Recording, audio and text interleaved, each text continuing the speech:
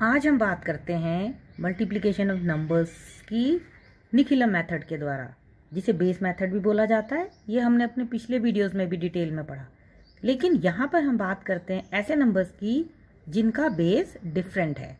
अगर दो नंबर्स हैं, दोनों का बेस अलग अलग है, तो उसको कैसे मल्टीप्लाई किया जाएगा, उसके बारे में हम इस वीडियो में डिस्कस करेंगे। अब देखिए, सपोज हमने दो नंबर्स ले लिए। एक नंबर हमारा है 1014 ले लिया सपोज, और दूसरा नंबर हमारे पास है 106। अब हमें ये दोनों नंबर्स मल्टीप्लाई करने हैं निखिलम मेथड से। अब देखिए, ये जो नंबर है इसका बेस है 1000, और ये वाला जो नंबर है 106 इसका बेस है 100। अब देखिए, दोनों का बेस डिफरेंट है। अब हम इसे कैसे करेंगे, आइए देखते हैं। सबसे पहले हम इनकी डेविएशन लिख लेते हैं। इसकी डेविएशन है 14 और पॉजिटिव साइन, इसकी डेविएशन है +6, ये हमने लिख लिया। अब इसमें एक टर्म होता है बेस रेशियो।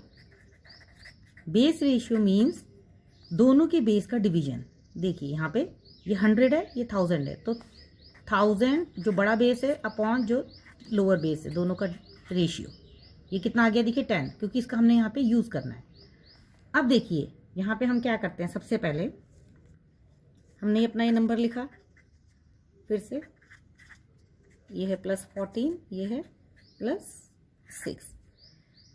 अब देखिए, राइट पार्ट निकालना तो बहुत आसान है, क्योंकि राइट पार्ट हम कैसे निकालते हैं, दोनों को मल्टीप्लाई करके, ये हमें पता है। तो यहाँ पे राइट पार्ट आ गया 14 6 84।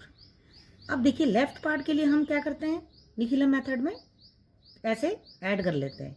लेकिन यहाँ पर क्योंकि बेस डिफरेंट है, ये 1000 बेस वाला नंबर है और ये जो डेविएशन है ये 100 बेस वाले नंबर का है, तो हम क्या करेंगे, इस डेविएशन को 10 से मल्टीप्लाई कर देंगे, फिर हम इसमें ऐड कर देंगे। मतलब 1014 में हम क्या करेंगे, 6 को 10 से मल्टीप्लाई करने के बाद फिर ऐड करेंगे। तो हम इसको इस तरह से लिख लेंगे। तो देखिए हमारा क्या बन गया आंसर, +60, इधर है 84, इसको हम कंबाइन कर लेंगे, ये बन जाएगा 107484। तो देखिए हमारा आंसर आ गया 107484।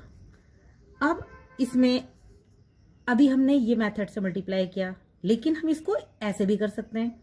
अगर हम ऐसे ऐड करेंगे, लेफ्ट पार्ट निकालेंगे, वहाँ पे हम क्या करेंगे, ये वाले नंबर को 10 से मल्टीप्लाई करेंगे। क्यों, क्योंकि ये लोअर बेस वाला नंबर है।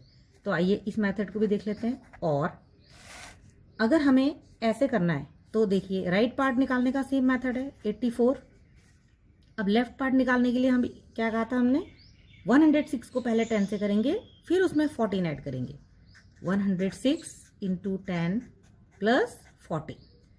अब देखिए ये बन गया 1060 + 40, इधर बन गया 84, ये बन गया 107484। तो ये देखिए, बड़ी ही आसानी से हमने ये आंसर सॉल्व कर लिया है। बहुत ही इजी मेथड है।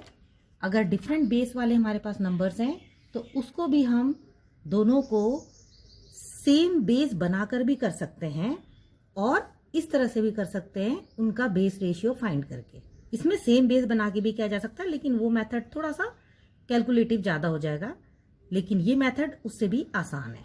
Thank you.